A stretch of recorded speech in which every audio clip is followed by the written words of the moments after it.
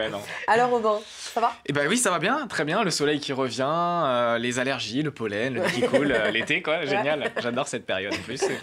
Non, vraiment, j'aime beaucoup cette période. Mais est-ce que vous savez que c'est aussi une période qui enregistre un fort taux de consultation chez le médecin et qu'en Pays de la Loire, on est dans un désert médical, ce qu'on appelle un désert médical. Et ben c'est pas une nouvelle. Tous les médecins partent en vacances. Eh ben non. L'agence régionale de santé a recensé en fait, a découpé la région en zones de priorité.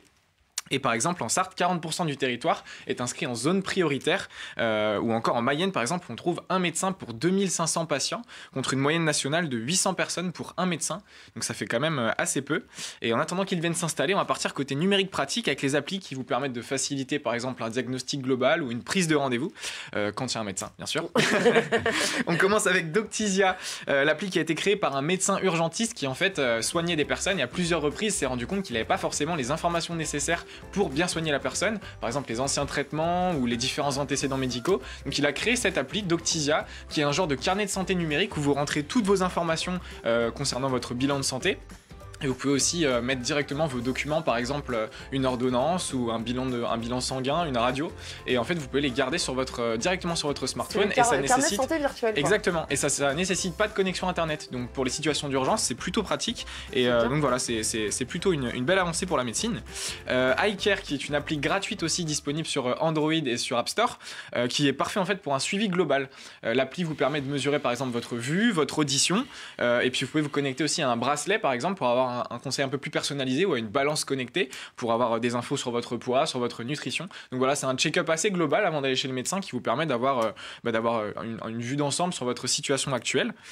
Diabéto Partner, je ne sais pas si vous avez...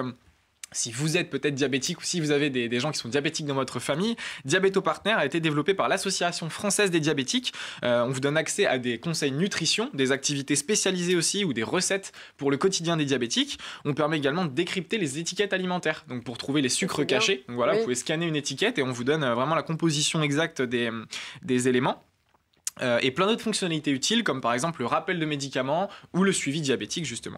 Dans cette même continuité on a aussi Diet Sensor, on va le voir juste à l'écran, voilà ce petit objet qui ressemble à une pile ou je sais pas trop comment on peut l'expliquer. Diet Sensor en fait il utilise cet objet qui est un spectromètre, je sais pas si vous connaissez. Pour les personnes c'est aussi pour les personnes qui veulent connaître les calories présentes dans une part de gâteau ou n'importe quel aliment, une boisson. En fait vous scannez par exemple cette part de tarte et les informations s'affichent directement sur votre smartphone. Alors, la part ça de fait tarte. une bonne idée quand on est au restaurant et qu'on se dit est-ce que je prends une part de tarte ou pas? Voilà, exactement. Savoir si c'est. Par contre, il faut savoir qu'est-ce qu'on a mangé avant aussi. Savoir si ça peut coller. Mais si comment ça fonctionne? C'est vrai que j'ai du mal à. On m'a beaucoup posé la question sur comment ça fonctionnait. Donc, ça va être la minute un peu science. Il faut s'accrocher. Mais écoutez-moi bien. Alors, le spectromètre cet objet génère une source de lumière qui est projetée directement sur l'aliment. Et en fait, il y a un capteur aussi qui recueille la lumière qui est renvoyée par l'aliment. Et ce retour de lumière, c'est un spectre qui est analysé par le spectromètre et qui contient toutes les informations par l'interaction entre la lumière et les molécules de l'aliment. Donc voilà, je peux être physicien hyper... maintenant, je le dis. Et donc voilà, c'est assez utile.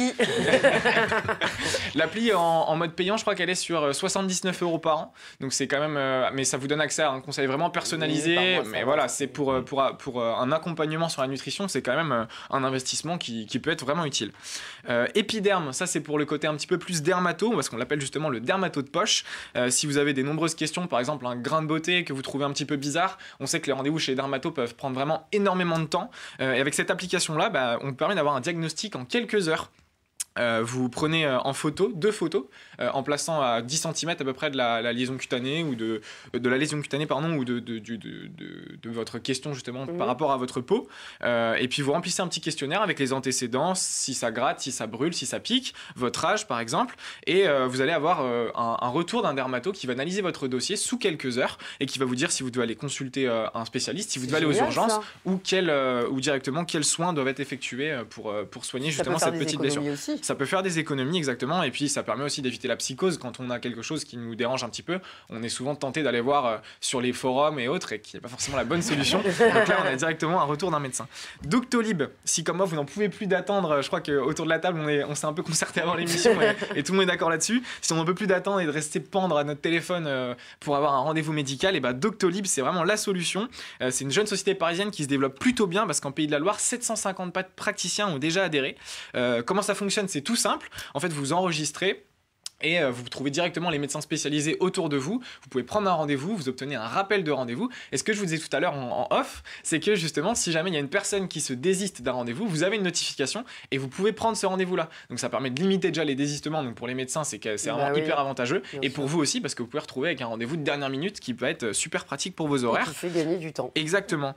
Et donc voilà, Benjamin Biosca, le fondateur, précise, je cite, que l'idée n'est pas de substituer, mais de compléter l'activité des secrétaires médicales. Avec environ 30% d'appels en moins. La personne en charge du secrétariat peut donc consacrer plus de temps à l'accueil et à la prise en charge des patients, donc plutôt ingénieux. Bah c'est plutôt une bonne nouvelle. Une petite pépite, Aubin. Une petite pépite, voilà. Chaque semaine, j'ai décidé de vous présenter un petit peu les vidéos qui font le buzz sur le web, parmi toutes les vidéos qu'on peut trouver sur la toile. Cette semaine, je l'ai consacrée à ces 4 jeunes américains qui tentent des trucs assez improbables à ne pas reproduire à la maison. On regarde, voilà, ils font flipper des choses assez improbable. Donc on va avoir un mec là par exemple avec des crayons de bois, il y a un pot central au milieu et puis juste en lançant le crayon sur la table avec la gomme ça rebondit et puis ça rentre dans le pot. Là il tente l'escabeau, je l'aurais pas tenté perso mais voilà, ça marche aussi. Donc voilà, je sais pas combien de temps ils se sont entraînés, je sais pas combien il y a eu d'échecs, combien il y a eu de réussites avant d'avoir cette vidéo là. Mais voilà, ils le tentent même avec des objets un peu plus conséquents, on va le voir juste après. Je crois qu'il y a un canapé de grand-mère qui va y passer. La pièce déjà, ça c'est fort. La petite capsule Nespresso aussi. Pas mal, pas mal. Et le canapé, voilà, le petit flip de canapé. Ah oui, c'est bien. C'est vrai que c'est très utile ça pour déménager rapide, on n'a pas le temps. Hop, par la fenêtre. Voilà. Je le tenterai pas, personnellement. Mais c'est vrai que c'est utile. Merci beaucoup Aubin, un petit peu de bonne humeur, un petit peu de rire, ça fait du bien dans cette émission.